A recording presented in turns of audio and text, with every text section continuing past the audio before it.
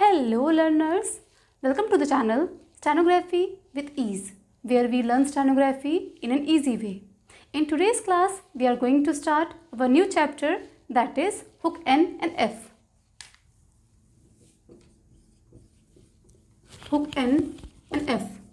So आज की class में हम पढ़ेंगे कि हम हुक N और F को स्ट्रोक के साथ कैसे ऐड करते हैं. आज की क्लास में हम इस चैप्टर के रूल्स कवर करेंगे, फिर कुछ वर्ड्स क्रिएट करेंगे और फिर कुछ वर्ड्स और पैराग्राफ आपके होमवर्क के लिए. आज की क्लास को हम 2 पार्ट्स में डिवाइड करेंगे क्योंकि क्लास ज़्यादा लेंदी हो जाएगी, तो इसे हम 2 पार्ट्स में डिवाइड करेंगे. Let's start our class with quote of the day. Quote है today's struggles are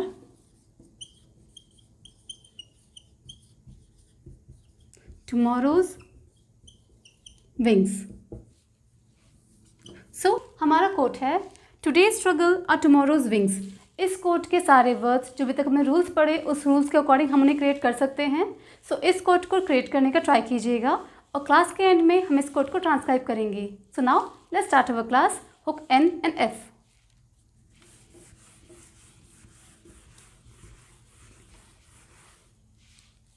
And if you are new on this channel, don't forget to be a part of this journey. Now let's start our class. First हम बात करेंगे hook N के बारे में. hook N को जब हम वर्ड के साथ क्रिएट करेंगे, स्ट्रोक के साथ क्रिएट करेंगे, तो उसे हम राइट मोशन में कर्व करेंगे. जैसे अगर P और N लिखा है तो उसे N को हम इस मोशन में कर्व करेंगे, राइट मोशन में कर्व करेंगे. राइट मोशन होता है जब हम किसी स्ट्रोक को राइट हैंड साइड से लेफ्ट साइड में क्रिएट करते हैं, तो उसे हम बोलते हैं राइट मोशन या उसे हम बोलते हैं क्लॉकवाइज. तो जब एन का हम हुक क्रिएट करेंगे उसे हम राइट मोशन में कर्व करेंगे. जैसे एग्जांपल रेन, तो स्ट्रोक क्रिएट होगा आर और एन रेन. जैसे टोन, तो स्ट्रोक क्रिएट होगा टी और एन का, तो टी और एन टोन. और जैसे एग्जांपल कॉइन, तो स्ट्रोक क्रिएट होगा के और एन का और ऑय का साइन कॉइन. तो यहाँ पे जो हमने एन का हुक क्रिएट किया उसे हमने राइट मोशन में क्रिएट किया, राइट मोशन में हमने उसे कर्व किया, हुक को राइट मोशन में कर्व किया. तो जो एन का हम हुक क्रिएट करेंगे उसे हम स्मॉल रखेंगे, ज़्यादा एनलार्ज नहीं करेंगे, छोटा रखेंगे. स्मॉल हुक होगा राइट मोशन में फाइनल में, तो उस हुक को हम एन के लिए ऐड करेंगे. जो प्रीवियस क्लास में हमने हुक आर पढ़ा था, तो आर का जो हम हुक क्रिएट करते थे उसे स्टार्टिंग में क्रिएट करते थे और राइट मोशन में करते थे. तो आर का जो हुक होता था उसे स्टार्टिंग में राइट मोशन में क्रिएट करते थे, और जो हमने एन का हुक क्रिएट किया है उसे हम फाइनल में क्रिएट करते हैं और एन के लिए क्रिएट करते हैं. जो हम आर का हुक क्रिएट करेंगे उसे हम बिगनिंग में क्रिएट करेंगे राइट मोशन में, और सेम जो हम एन का हुक क्रिएट करेंगे उसे हम फाइनल में क्रिएट करेंगे और सेम राइट मोशन में क्रिएट करेंगे. जैसे एग्जाम्पल ब्राउन, तो स्ट्रोक क्रिएट होगा आर बी और एन ब्राउन. आउ का साउंड आ रहा था तो आउ का डिप्थोंग. और जैसे ग्रीन, स्ट्रोक क्रिएट होगा जी आर और एन का, तो स्ट्रोक बनेगा जी आर और एन ग्रीन. और जैसे एक और एग्जांपल ड्रॉन, ओ का साउंड आ रहा है तो स्ट्रोक बनेगा ड्रॉ न ड्रॉन. तो रूल ये था कि जो हम आर और एन का हुक क्रिएट करेंगे उन दोनों हुक को हम राइट मोशन में कर्व करेंगे. जो आर का हुक हम क्रिएट करेंगे उसे बिगनिंग में लगाएंगे, और जो एन का हम हुक क्रिएट करेंगे उसे हम एंड में लगाएंगे.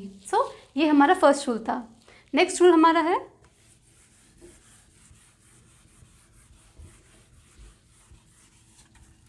नेक्स्ट रूल हमारा है कि कर्व स्ट्रोक के साथ हम एन का हुक कैसे क्रिएट करेंगे.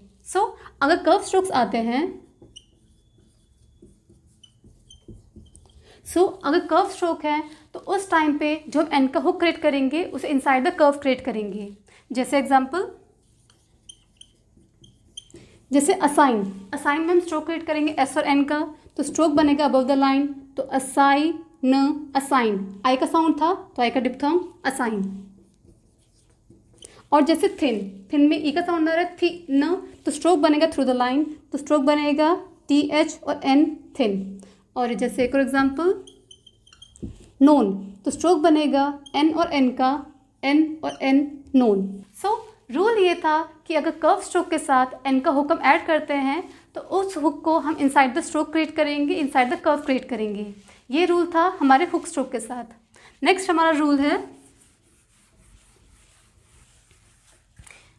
नेक्स्ट हमारा रूल है हुक एफ और हुक वी के लिए।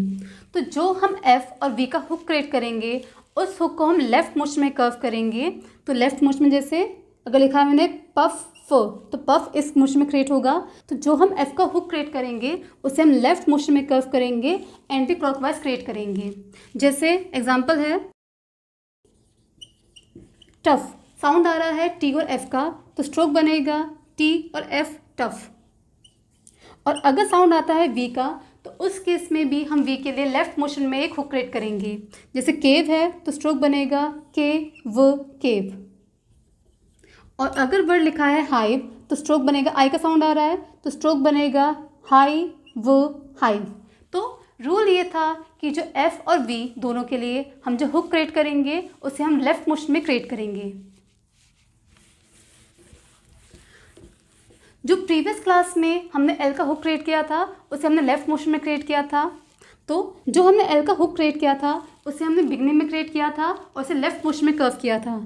बिगनिंग में क्रिएट किया था और लेफ्ट मोशन में कर्व किया था। और जो हम एफ का और वी का हुक क्रिएट करेंगे उसे हम एंड में यूज़ करेंगे और उसे भी हम लेफ्ट मोशन में कर्व करेंगे। तो जो हम हुक क्रिएट करेंगे उसे एंड में क्रिएट करेंगे और उसे हम लेफ्ट मोशन में कर्व करेंगे, लेफ्ट मोशन में हुक को कर्व करेंगे। सो रूल ये था कि जो हमने एल का हुक क्रिएट किया बिगनिंग में लेफ्ट मोशन में, उसी से मोशन में हम एफ और वी का हुक क्रिएट करेंगे लेफ्ट मोशन में, लेकिन उसे हम एंड में क्रिएट करेंगे, लास्ट में क्रिएट करेंगे। जैसे अब एग्जांपल ग्लव है तो स्ट्रोक बनेगा एल जी और वी ग्लव। और टेलीफोन है तो स्ट्रोक बनेगा एल और टी टेली, फिर एफ आ रहा है, फिर फोन टेलीफोन। तो रूल ये था कि जिस सेम मोशन में हमने एल का हुक क्रिएट किया था उसी सेम मोशन में हम एफ का और वी का हुक क्रिएट करेंगे। एल का हुक हमने बिगनिंग में क्रिएट किया था, एफ के हुक को हम एंड में क्रिएट करेंगे। सो ये था हमारा नेक्स्ट रूल।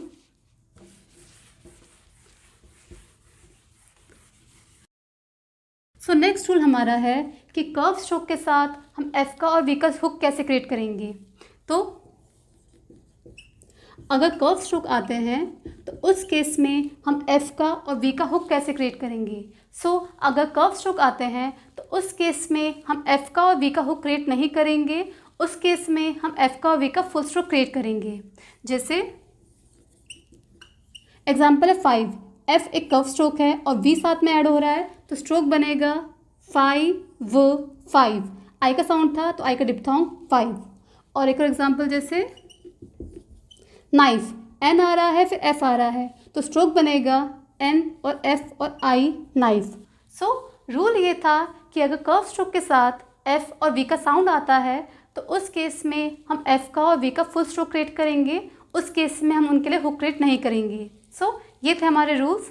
अब नेक्स्ट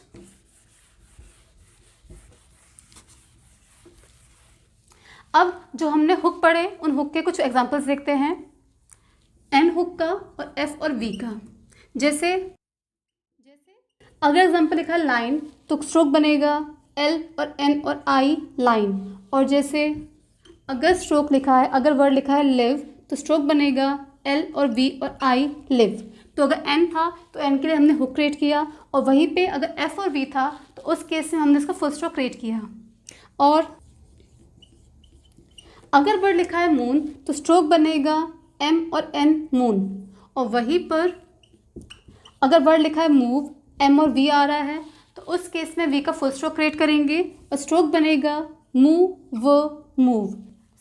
रूल ये था कि अगर कर्व स्ट्रोक के साथ एन का साउंड आता है तो हम एन का हुक क्रिएट करेंगे और वहीं पर अगर कर्व स्ट्रोक के साथ एफ या वी का साउंड आता है तो उस केस में हम उसका फुल स्ट्रोक क्रिएट करेंगे। ये हमारे रूल्स थे।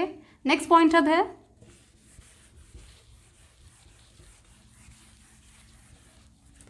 नेक्स्ट हमारा पॉइंट है एक्सेप्शन का, कि जो हमने रूल्स पढ़े एन वी एफ के, इसमें कुछ एक्सेप्शन है। तो हमारा रूल है कि अगर एन वी और एफ इन तीन साउंड के बाद अगर ववल का साउंड आता है तो उस केस में इनका फुल स्ट्रोक क्रिएट होगा। जैसे अगर वर्ड लिखा है पेन तो स्ट्रोक बनेगा पी और एन पेन। और वहीं पर अगर वर्ड लिखा है पेनी, एन के बाद ई का साउंड आ रहा है, ववल का साउंड आ रहा है, तो उस केस में जो स्ट्रोक बनेगा वो बनेगा पैनी पेनी। और जैसे पफ, तो स्ट्रोक बनेगा पी और एफ पफ। और वहीं पर अगर लिखा हुआ है पफ़ी तो स्ट्रोक बनेगा पी और एफ पफ़ी। और एक और एग्जांपल, जैसे अगर लिखा है मेन तो स्ट्रोक बनेगा एम और एन मेन। और वहीं पे अगर वर्ड लिखा है मैनी, एन के बाद ई का साउंड आ रहा है तो स्ट्रोक बनेगा मैनी। तो रूल ये था कि अगर एन वी एफ के बाद किसी बबल का साउंड आ रहा है तो उस केस में हम इन वर्ड्स का फुल स्ट्रोक क्रिएट करेंगे।